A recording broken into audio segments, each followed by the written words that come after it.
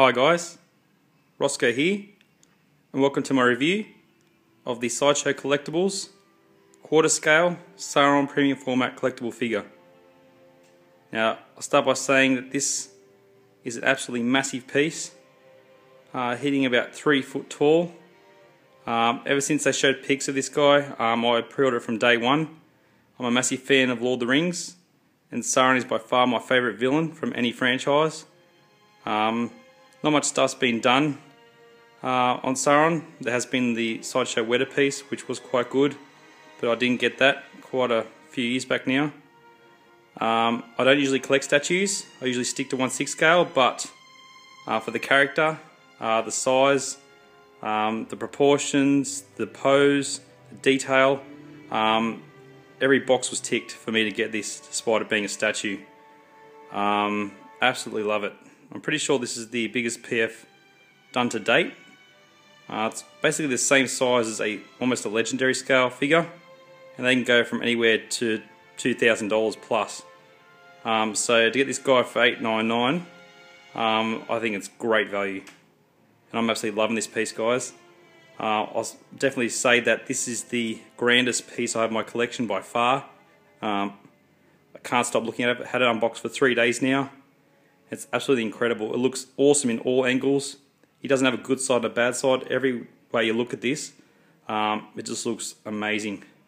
Makes all my 1/6 scale stuff look like little toys, unfortunately. So I'll keep that aside. This will be a home theatre piece to go in the corner of my home theatre. And also got the Dark Rider of Mordor coming in the next few weeks as well. So that'll go in the other corner of the home theatre. Now, I was planning just to do this review and boxing back up, but because he's that good, I'm going to box a few other things up and leave him out for a while. This is absolutely incredible, and I think it's a crime to put this guy back in the box, at least until I move house in about a year's time. So here he is, guys. I'll give you guys a quick look first.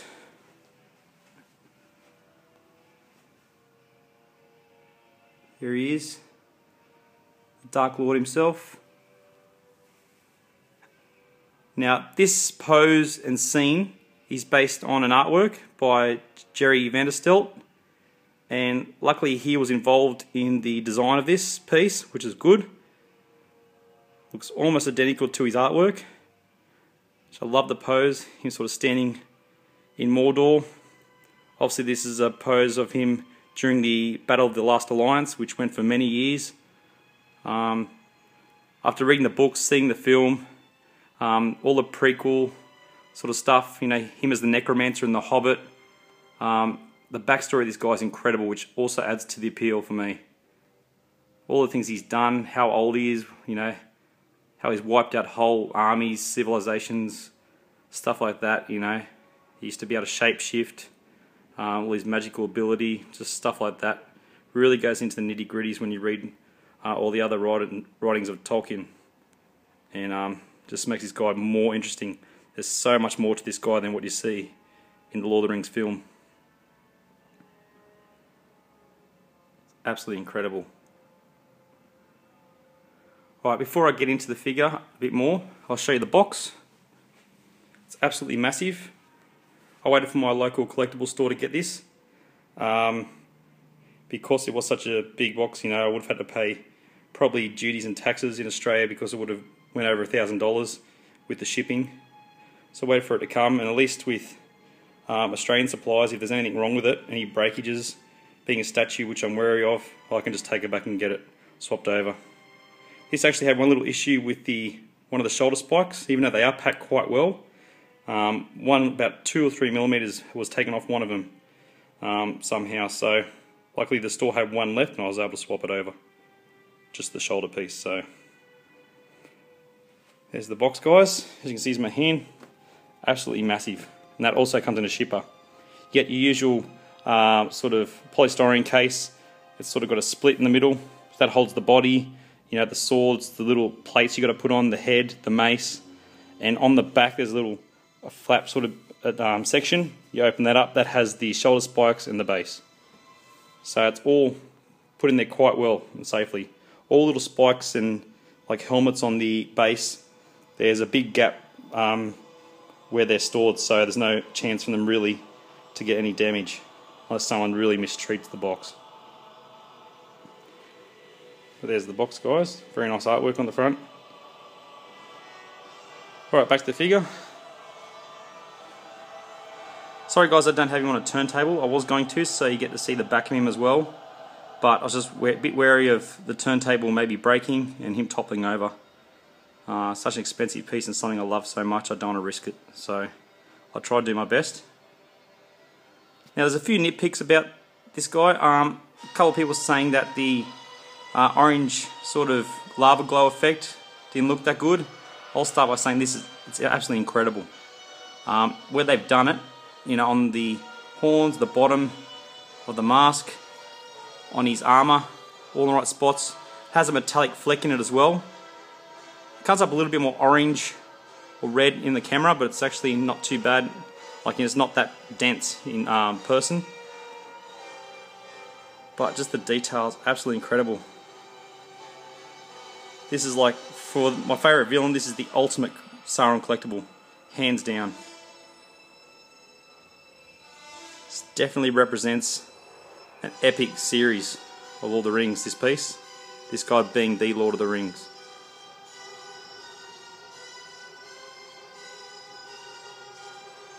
But I think the lava glow is absolutely incredible. I reckon without it, it probably would have looked a little bit more boring. At least this way it's a lot more interesting. There's a lot more detail to the armour, a lot more realness, sort of lifelike look to it. Now this actually, he has a peg under the foot. That sort of was very tight to get in. I had to sort of wiggle it for a little while till it sort of slipped in.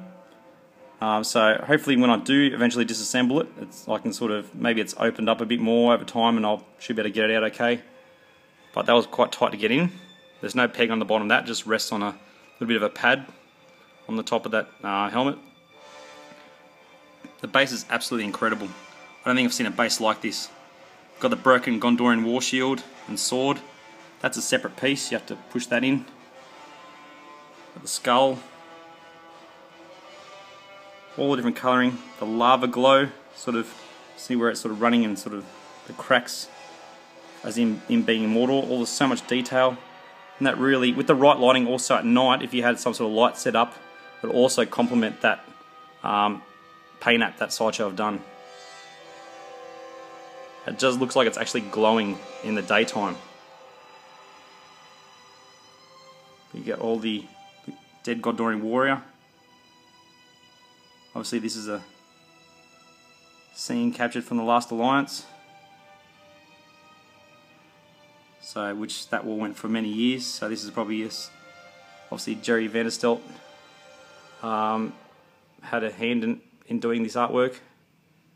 He's incorporated that into it all. So you got the dead Gondorian warriors, the elven helmet down the back there. You have the elven shield, which is quite big, over this side, and the elven sword, which you have to add it yourself as well. That's sort of like a broken off sort of sword, just slide into a little slot. This is one of the most detailed bases and huge base I've ever seen. Absolutely epic, guys. As I said, can't stop looking at this piece. Been 3 days since I've had it, and when I go out I want to come home and look at it. Haven't felt this way about a piece in a long time. Now there's also another nitpick saying that the head and the back of the neck is a little too silver. I'd say that's a good thing. You know, obviously in the movie he's immortal, it's quite dark, so that outfit could look a lot darker in the film. But having it in hand, you know, that's probably what it would look like. If it was too black, it'd look okay during the day, but at night all you'd see is a dark shadow. At least by Sideshow doing it this way, you got to see that orange reflection, and at night the silver does reflect like real metal. So you would lose that effect if it was like a blackened armour. So I'm very happy that Sideshow have done it the way they have done. I can't find any issues with this piece at all. Got all the fine detail over the head, and that's all over the body. The cape sort of It's all weathered and that's sort of attached to the body already. So that's also very nice. So we can get behind a little bit. It's a bit of a side view.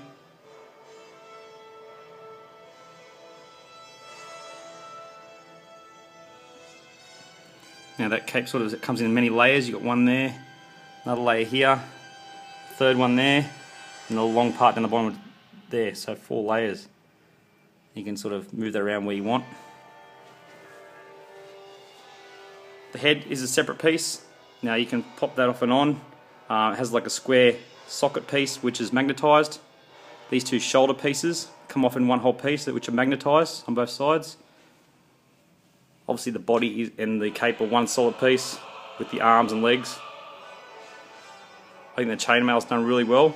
I've seen some people on YouTube which is probably a little bit too silver, but I'm happy to paint up on mine. It makes it look really nice with all the different highlights through it with the lava glow. You get these 2 little pieces on the side of both legs. You got to attach them yourself. There's one there and that one there. Obviously at the base, 2 swords, and you get his mace. Now on one side that has the lava glow, so you have to twist that around so the lava is shining on the front. Once again, this has all this sort of like the elvish sort of patterning throughout it. That slips on the arm. There's like a little peg there. This slides straight over the metal rod. Hands look great, and this thing's just unbelievable. Even down to his ring. The finger, got the one ring on his finger there. I think it's nice enough. You're not too shiny. I think that's pretty good. Matches the figure. Doesn't make it look plastic. If it was too shiny, I'd say it look a bit too plasticky. But this is done really well.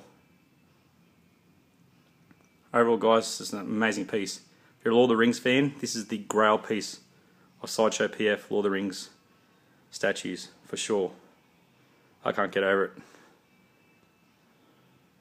I will be happy to get the Dark Rider very soon, but this is something that'll be staying with me for a long time, and it's probably not the best idea to pose this guy next to your 1/6 scale figures. It just shows them up.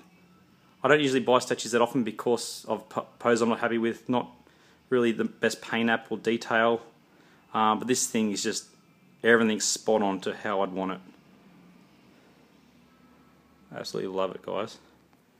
I'm just going to get another figure, a 1/6 scale figure, which I'm yet to review. I'll be doing that next. It's the Hot Toys Slender Kyle 1/6 scale figure. Now I just got for you guys to get a bit of a size comparison. There she is compared to him in 1/4 scale.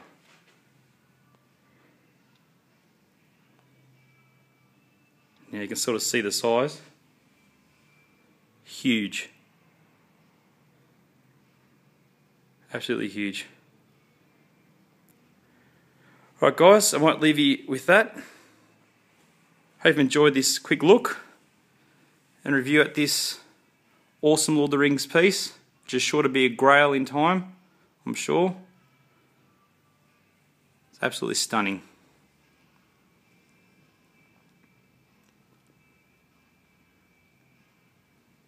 Alright guys, thanks for watching. Bye for now.